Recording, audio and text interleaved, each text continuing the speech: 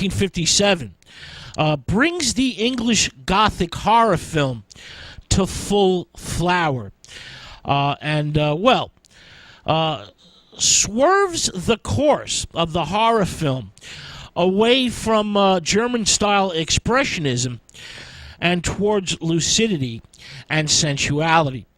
Director Terence Fisher boldly explores the repressed instinct as the source of terror in both subtlety and the elegance of his mise-en-scene, with the dramatic tension being the eternal struggle between the forces of light and the forces of darkness.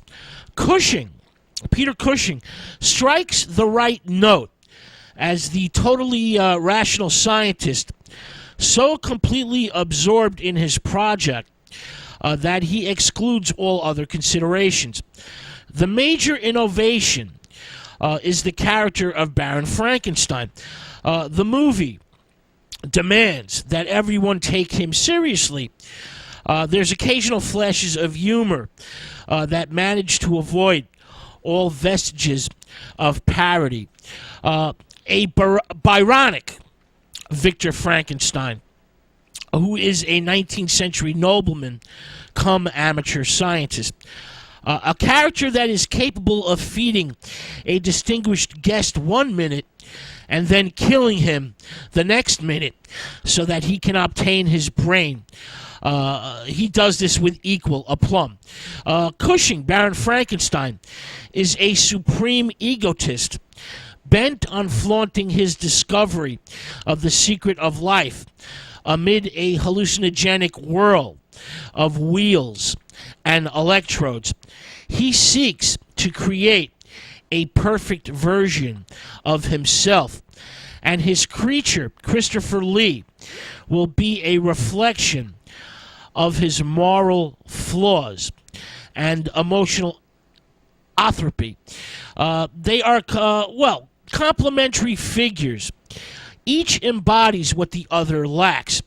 Now, the Hammer remake flip-flops the universal Frankenstein movie formula. The Baron Cushing sets the terms of the relationship, not the monster. The relationship between them is the axis upon which the movie turns.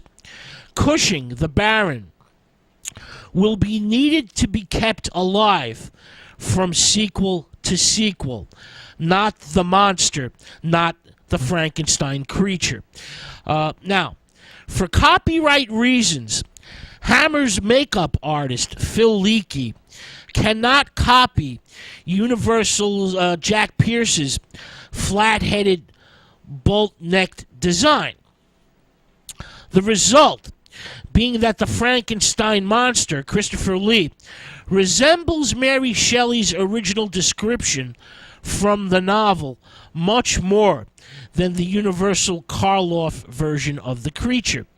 The monster is mute, yet Christopher Lee gives one of his best performances, even though he hates the part because it has no dialogue.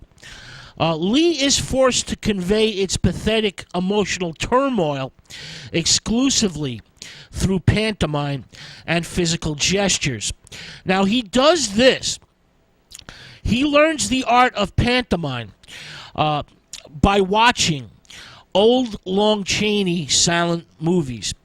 He learns pantomime from watching some movies like Phantom of the Opera and The Hunchback of Notre Dame.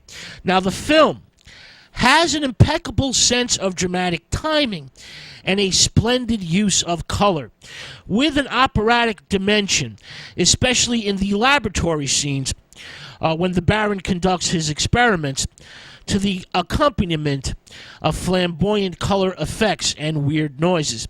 The actors and the camera glide through the scenery with captivating rhythms. Now, the most chilling shot in the movie is when the supposedly dormant creature, Christopher Lee, stands upright Jerkily unswathing its bandages, it is, of course, being born. The creature, Lee, then gradually comes to resemble a grisly projection of Baron Frankenstein's id, murdering a blackmailing servant girl and ultimately attacking his creator's fiancée. When the Baron is sentenced to death, basically for his own and the monster's crimes, the identification of creator with creation becomes complete. The Curse of Frankenstein is a mega hit on both sides of the Atlantic, and Cushing quickly signs up for a black and white quickie, The Abominable Snowman of the Himalayas, his second picture for Hammer, which is directed by Val